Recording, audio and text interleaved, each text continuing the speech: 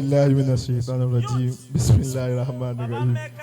Ẹ dákun tó yọ lọ́hùn ọwọ́ mi àgbà ọlọ́run dáyọ̀ ọlọ́run jẹ́ àárín pẹ́sà ẹ dákun bá mi ṣe àmì náà dáadáa kọ́lọ́n wọlá alibarika nabi lọ́dọ̀ ọlọ́run. sallallahu alayhi wa sallam. n tí ó jẹ́ kí gbogbo wa lè farabalẹ̀ ní bíbá yìí náà ni pé ẹ dákun bàbá ọlọ́run dáyẹ̀ ká wọ́n sùn. àwọn kan wà ẹlòmíín wa máa bá yàn jà pé ẹ ti ẹ̀ pẹ́ wá láti jọjọ́ yìí tábà pè é náà kí ló fẹ́ fún wa. Ayi si so bẹ́ẹ̀. Tàbá pè é náà kí ló fẹ́ fún wa. Subhana rabbika. Àbọ̀ Aridunnu ẹ̀bílẹ̀ kòtò ẹ̀bílẹ̀. Àbọ̀ alájà wa sọ ẹ̀ náà kọ́mọ̀. Àfa wà yín.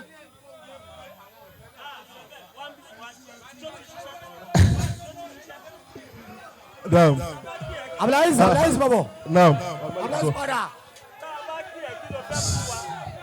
Ẹ dákun tó yọ Ọlọ́run tó ànábì ẹ jọ tó yọ Ọlọ́run amalikida. Abdul Malik. N tó jẹ́ kókó náà ni pé ẹ jọ amaliki kọ́ n tí mo fẹ́ fi ṣe kíní ẹ̀ kúkú ni pé àwọn Maulana Sheikh wà fọ́nrin. Àbáwá libasi tí mo fẹ́ jẹ́ káyé torí sẹ́ni gba àwọn ọmọ tó hàn bẹ́ẹ̀ yẹn wọ́n fẹ́ gbádùn bàbá fọ́nrin dáadáa.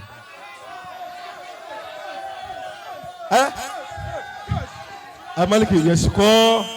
Yẹsùkọ́ rìjálù wà yẹsùkọ́ akharuna bihi.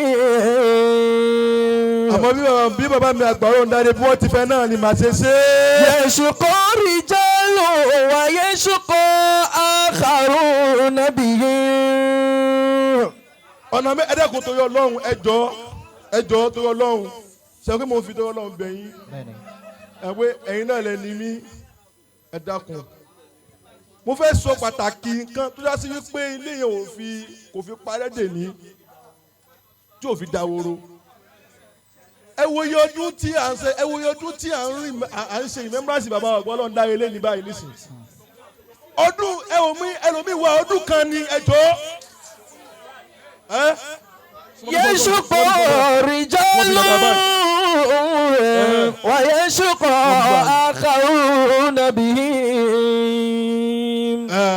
ويسعد الله أقواما بأقوام ويسعد الله أقواما بأقوام.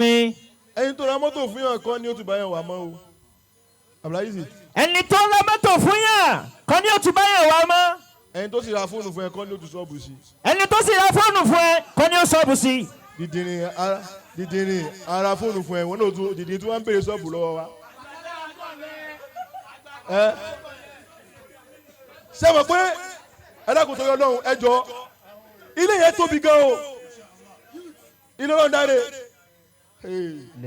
ló jẹ́ sí pé a nígbì ẹ́ ọ̀rọ̀ tí mo sọ lẹ́ẹ̀kan yẹn ọ̀rọ̀ kìí síbẹ̀ mọ́ rárá ṣe fọ́nrẹ́ o wọ́n tó fẹ́ sọ pé àgbèrè ibo ló wà nínú kó níhun tá ní àbí kó níhun tá ní. nínú kó níhun tá ní àbí kó níhun tá ní. ihun tá ní tá a fi pè é pé dákun a ní ìdìgan báyìí so lè fún wa àbí kó níhun tá ní pé ṣé bó ṣe ń jẹ́ lọ́dẹ̀ wa tiẹ̀ náà ló ń jẹ́ lọ́dẹ̀ tiẹ̀ sì fún wa nìyẹn. youth ọ̀la ó ṣe déédéé.